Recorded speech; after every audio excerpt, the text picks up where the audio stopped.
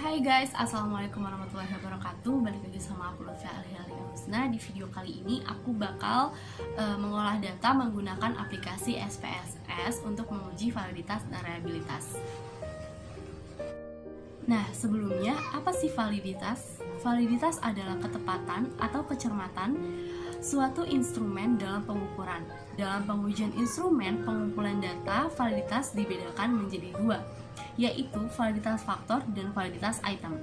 Validitas faktor diukur bila item yang disusun menggunakan lebih dari satu faktor atau antara faktor satu dengan faktor lain itu memiliki kesamaan. Pengukuran validitas faktor ini dengan cara mengorelasikan antara skor faktor atau penjumlahan item dalam satu faktor dengan skor total faktor atau total keseluruhan faktor. Pengukuran validitas item dengan cara mengorelasikan antara skor item dengan skor total item.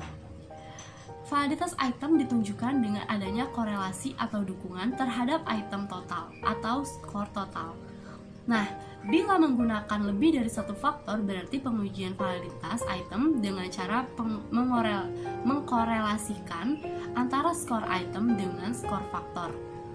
Kemudian dilanjutkan mengorelasikan antara item dengan skor total item atau penjumlahan dari beberapa faktor. Nah, sedangkan uji reliabilitas digunakan untuk mengetahui konsistensi alat ukur. Apakah alat ukur yang digunakan dapat diandalkan dan tetap konsisten jika pengukuran tersebut diulang. Ada beberapa metode pengujian reliabilitas, di antaranya metode tes ulang, formula Flanagan, Crouch-Batch-Alpha, metode formula KR atau Kuder-Richardson 20 atau KR21, dan metode ANOVA-Hoyt. Metode yang sering digunakan dalam penelitian adalah metode Crouch-Batch-Alpha. Metode ini sangat cocok digunakan pada skor dikotomi 0 dan 1 dan akan menghasilkan perhitungan yang setara dengan menggunakan metode KR20 dan ANOVA-Hoyt. Segitu aja mungkin penjelasan tentang uji validitas dan reliabilitas. Berikutnya ini aku langsung aja mempraktekannya bagaimana menggunakan aplikasi SPSS untuk menguji validitas dan reliabilitas. Disimak ya.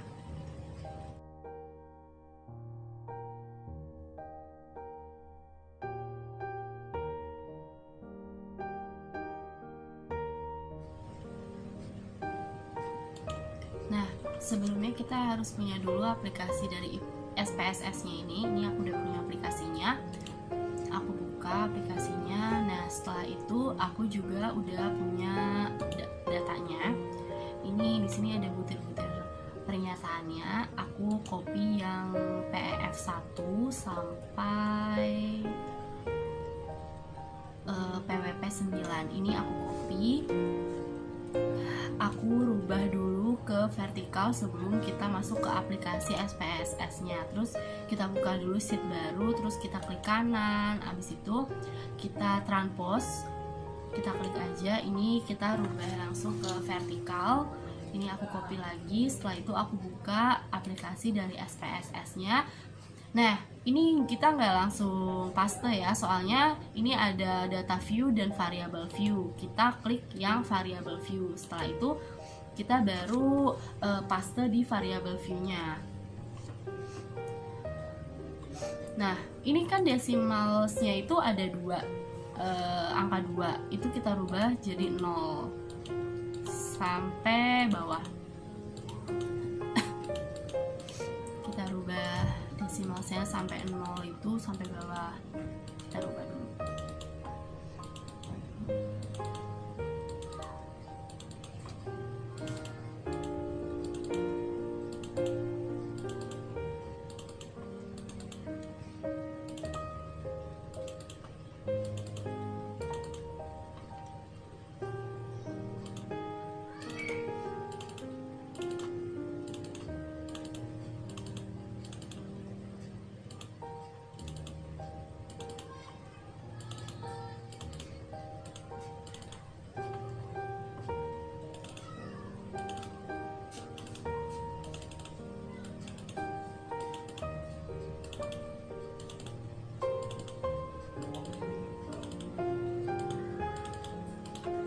Nah, setelah desimasi kita rubah jadi 0 semua, di sini ada measure, ini unknown, kita rubah juga menjadi scale. Ini kita rubah semuanya sampai bawah.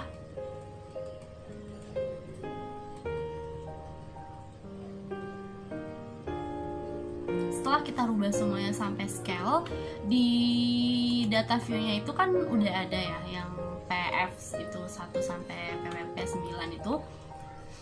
Sekarang kita ke datanya lagi. Ini kita bakal copy yang di bawah PEF1, ini di copy semuanya sampai yang tadi PWP 9 itu di copy. Setelah semuanya di copy, kita buka lagi aplikasi SPSS nya. Ini kita langsung paste. Setelah ini kan udah selesai ini semuanya, udah muncul seperti ini. Nah, ini juga tuh udah muncul. Kita langsung klik analis, terus scale, reliability analysis. Setelah itu kita langsung aja page down semuanya, kita pindahin ke items. Nah, setelah udah kita pindahin ke items, kita klik statistik.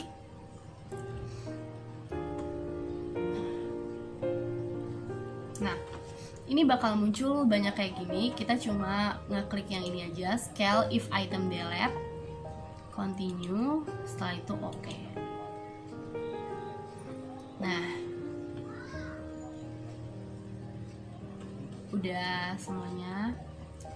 Nah, ini adalah tampilan uji validitas dan uji reliabilitas.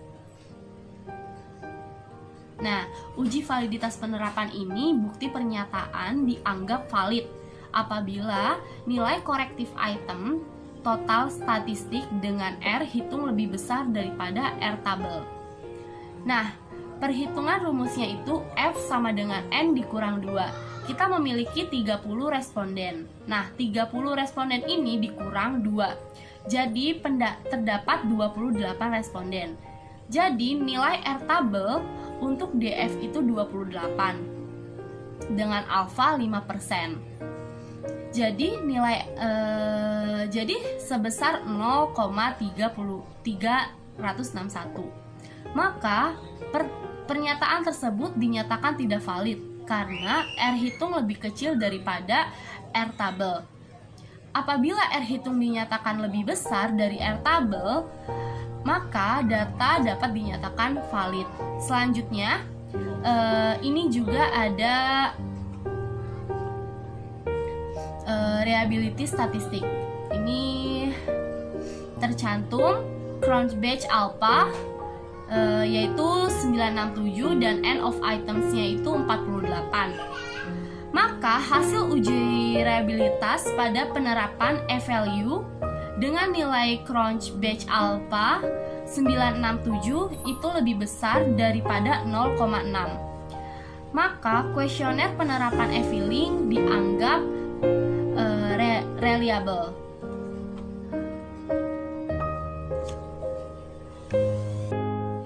Nah, mungkin segitu saja yang dapat saya sampaikan. Kurang lebihnya mohon maaf. Wassalamualaikum warahmatullahi wabarakatuh.